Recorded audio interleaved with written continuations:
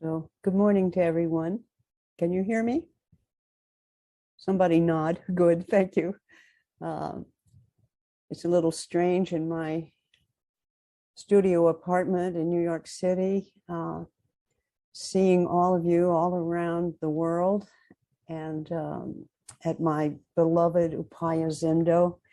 I was spying the very place I always sit when I'm there. And I just want to extend my gratitude to Roshi Joan and her wonderful staff that have put this together and convened us and allowed us to participate in the most powerful sesshin of the year. The Rohatsu is traditionally, we treasure it. It is the sesshin that recognizes that if you sit and if you work, you pay attention, if you have the intentionality, you will see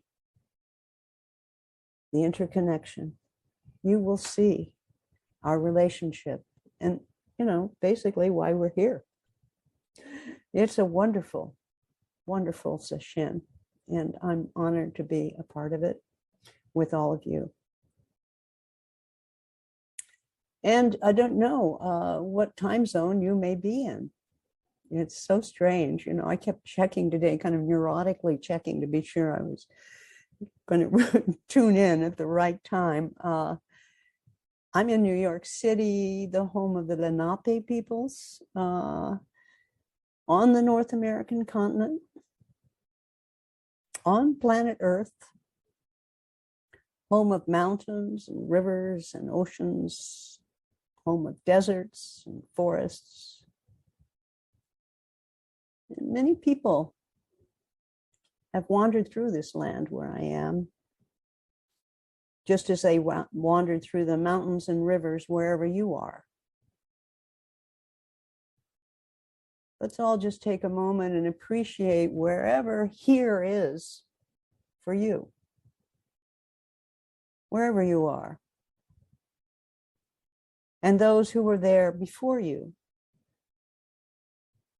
who took care of the landscape and who paid attention to it. And excuse me, my phone just started ringing. Only on Zoom would this happen. But I was trying to kind of evoke for you the power of just being alive on this earth where we live and where we serve as inhabitants, where we can realize our role in life, our destiny, if you will. And it's the waters and rivers and oceans and lakes and streams that give life to the mountains and the earth. So I offer them my appreciation and my blessing. So we are so honored to be able to stop for a few days and honor the wisdom that's already in us and the wisdom that's offered at every moment that we are awake.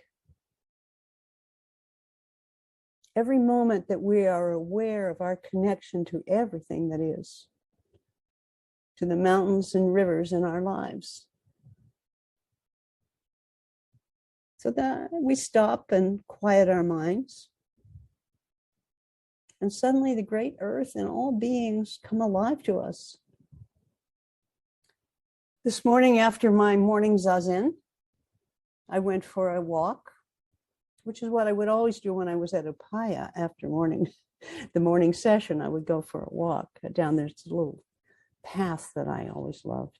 And this morning I was walking down 6th Avenue, which is a very busy street where I live. And I was startled by this enormous ginkgo tree that, it's all kind of gray here now. We're in the beginning of December, but one side of the street, like half the street was bright yellow. and as tall as you could imagine, overlooking all the buildings there. And it was like, hello, the great earth, even in this busy city, is saying good morning. Life, color. We must take care wherever we are of what is being offered by our earth, by our life. So I'm hoping that all of us will appreciate this Rohatsu Sesshin, and I hope that you may find your Genko equivalent somewhere today. So also to appreciate, the mountains that are around us. I think of the people in Santa Fe at the Cerro Gordo Temple. And you're connected to all of us, wherever we are, through the air, throughout the mountains and rivers of our lives.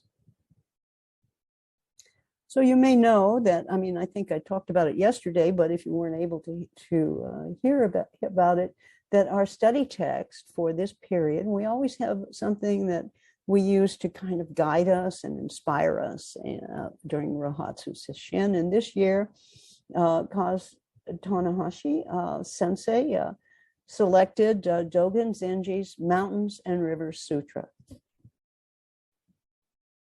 And we'll be using his masterful translation. And you can find that on many books. Although there's some changes, only his latest book has his most recent translation, but it's a whole education to follow them through the different periods of his understanding. But if you go to the Upaya resource page, you'll find that. I really encourage you. It's so beautiful. Such a magnificent text. So you could say, well, what is it to study during Sesshin? Especially during Rohatsu Sesshin. It's dedicated to the original enlightenment, the original insight, the foundation of our spiritual path. So normally what comes to mind when I ask, what am I doing? And what am I doing sitting here in my dark robes? I think of another piece of Dogen's that is very close to my heart. It's kind of like my night prayer. And it's to study the way is to study the self. To study the self is to forget the self. To forget the self is to be awakened by the 10,000 things. To study the way is to study the self.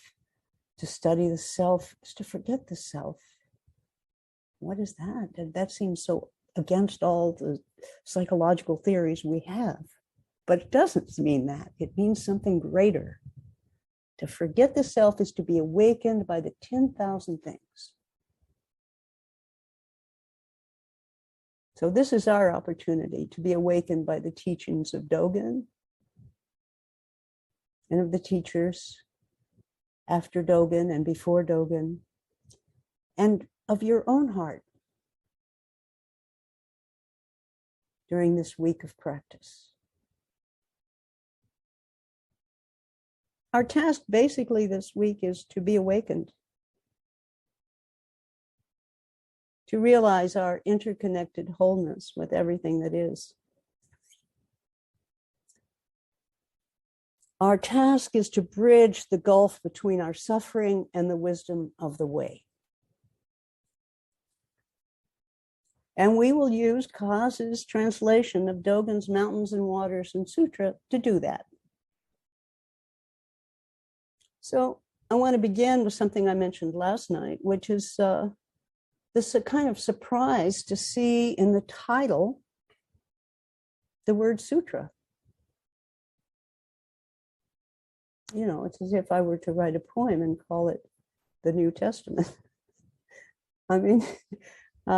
It's a common Buddhist understanding that sutra means scripture, holy writing. So Dogen called his own writing a sutra. And more broadly in Sanskrit, the term sutra means thread, like a rule, something that connects things together, right? Like on a mala. And I would say that my reading of Dogen's Mountains and Rivers Sutra is indeed a scripture and a thread. It's a scripture in the most sublime way, an understanding of the teachings. By naming the writing a scripture, Dogen alerts us to the profound teachings of the natural world. And the essay is a thread that connects us to that natural world.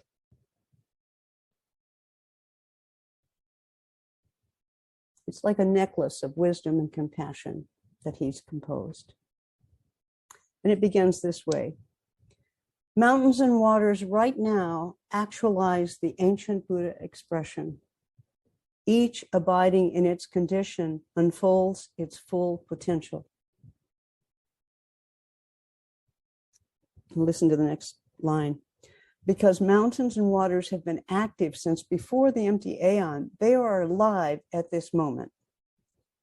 Because they've been the self since before form arose, they are emancipation actualized.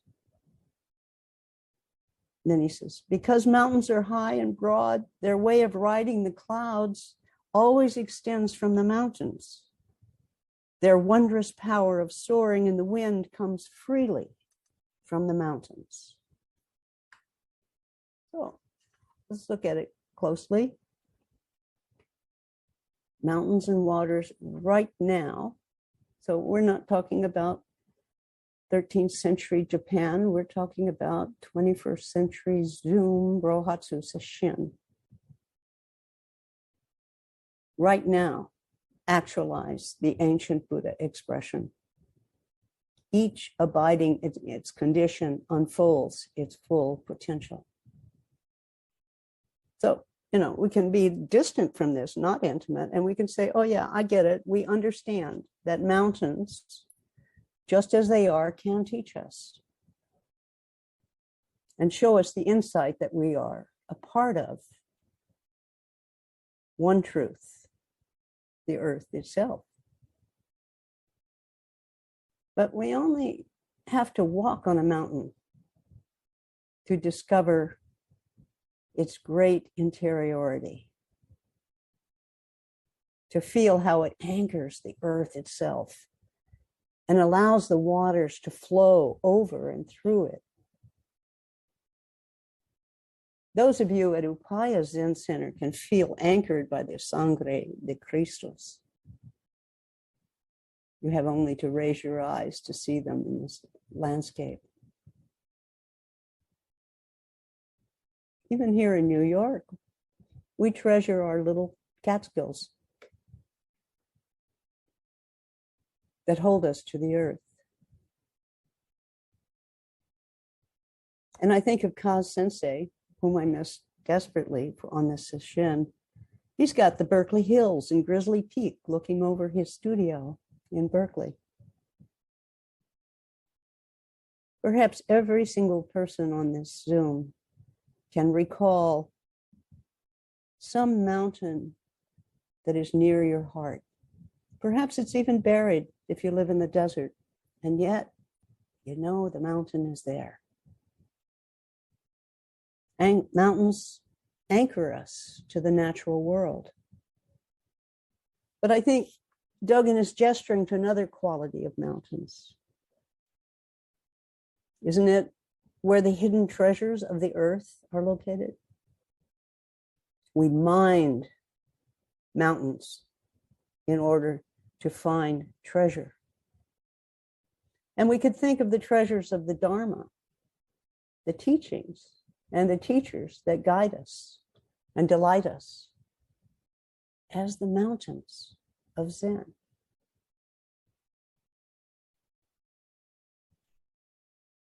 I like to think of the spiritual teachers throughout space and time that walked and practiced in the mountains of India, China,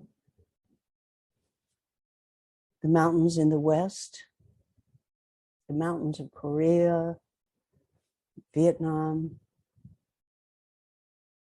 Japan,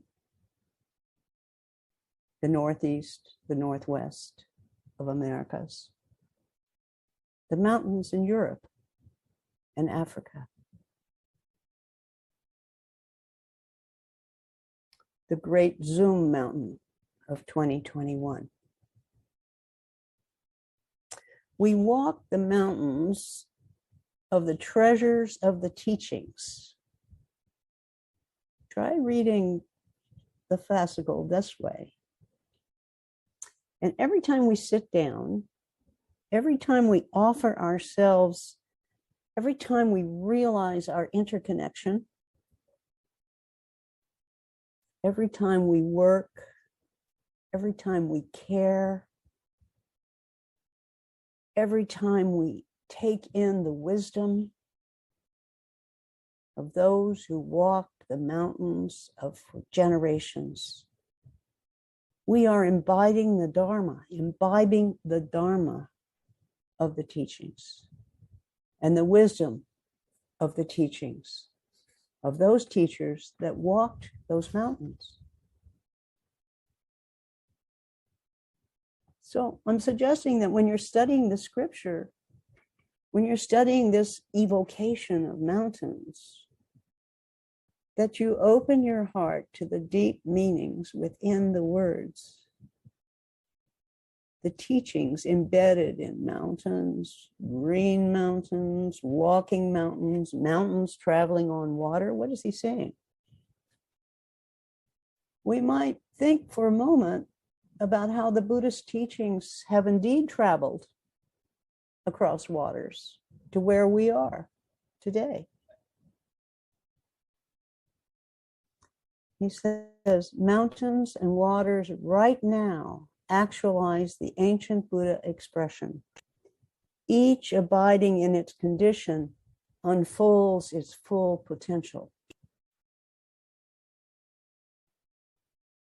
So what about the rivers, the waters?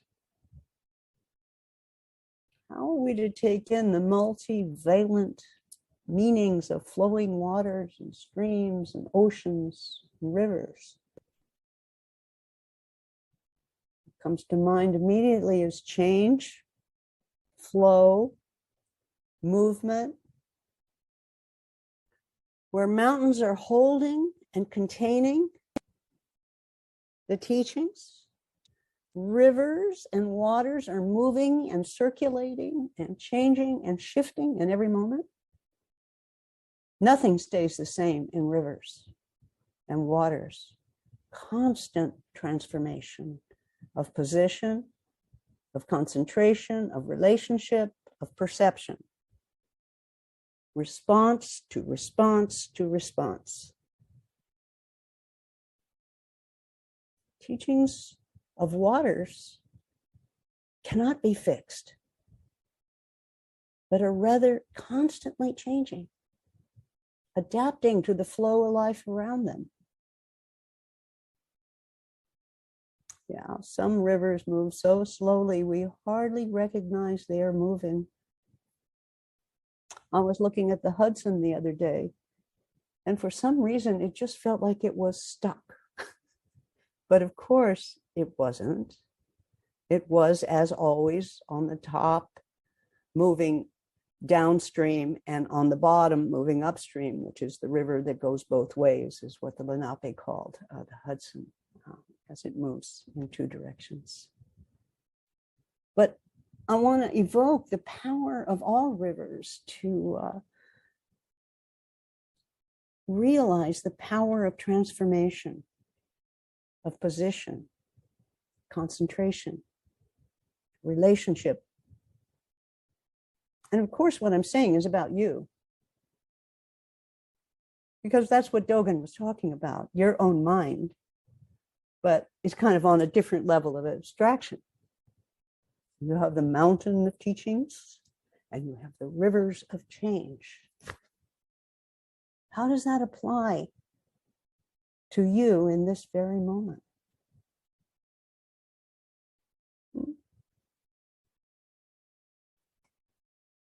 Pretty smart guy, this Dogen. So on another level, you could think that the teachings in the waters are never fixed, constantly changing in the flow of life around them.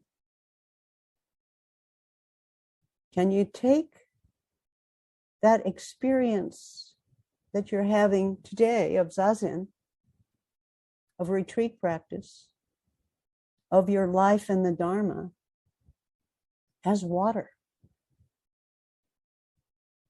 Consider what he says.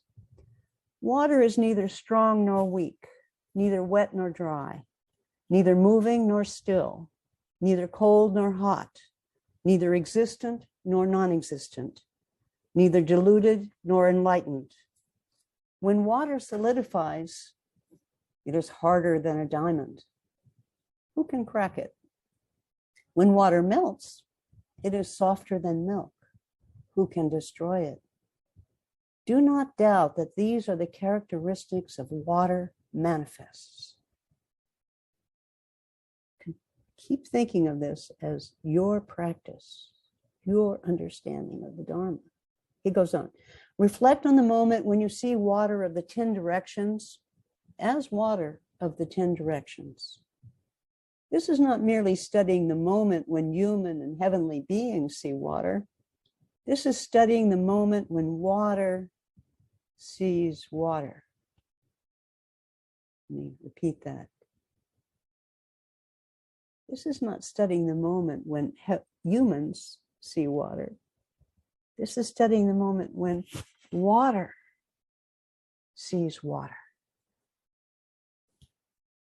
This is the moment when water practices and realizes water, when water expresses water.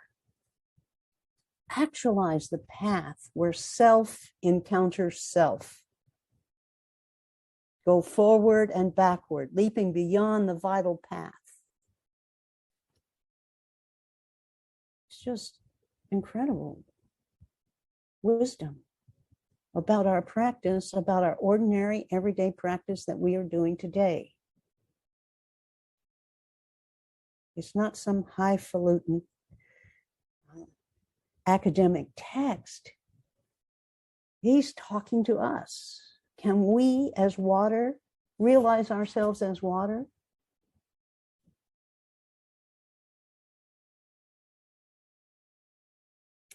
Notice how it applies to your Zazen practice.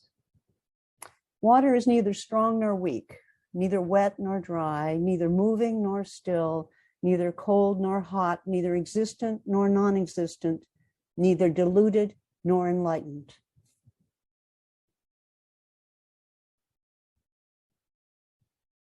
Let go of the descriptors. Let go of the fixed notions, the fixed descriptions you may have in moment to moment about your practice. When we practice meditation, when we practice caregiving, when in practicing any aspect of our lives, can we realize that we are in the flow of our lives? That temporary labels only serve temporarily? The flow continues. It corrects. It moves through us and around us. Any moment of Zazen is never the same. Moving away and judging, we move away from the movement and we fail to recognize that the moment has moved, has changed. We are now in now, in now, in now, in now. Don't stop the flow. Allow for the flow, the changing waters of awareness. That's what penetrates the barriers so that we can be open to the teachings of the mountains. Mountains were the treasure of the teachings and the rivers that change in each moment. Here's a poem by a Japanese monk, Saigyo, who lived just a few years before Dogen, so about the same time, Tendai. The mind for truth begins like a stream, shallow at first, but then adds more and more depth when gaining greater clarity. So same idea. The mind for truth begins like a stream, shallow at first, but then adds more and more depth while gaining greater clarity.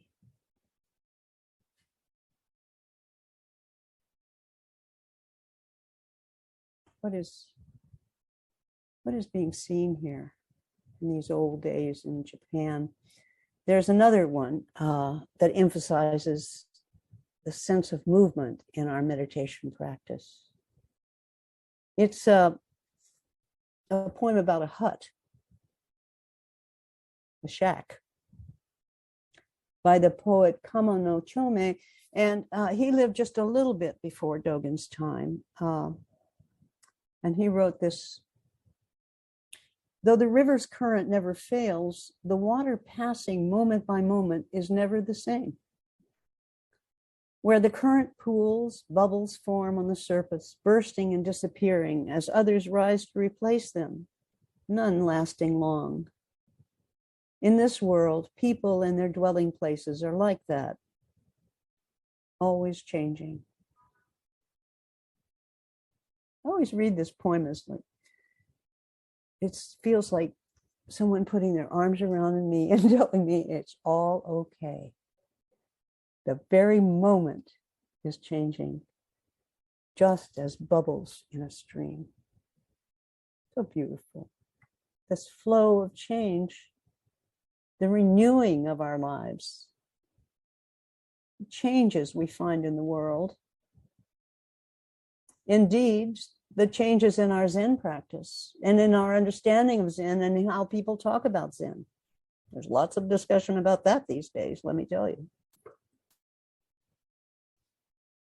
But all of it revitalizes the practice, revitalizes and renews our own lives. That we live looking at the mountain of tradition, looking and studying the mountain of millennia of teachings. Can we learn from the teachings of the mountains and learn for the movement and change of the rivers? So this is what I think we're celebrating this week. Marching all the way back to the story of the original enlightenment of Shakyamuni Buddha. Reaching into the present day, where metta meets a misunderstanding of critical race theory, where worldwide pollution meets financial industrial complex.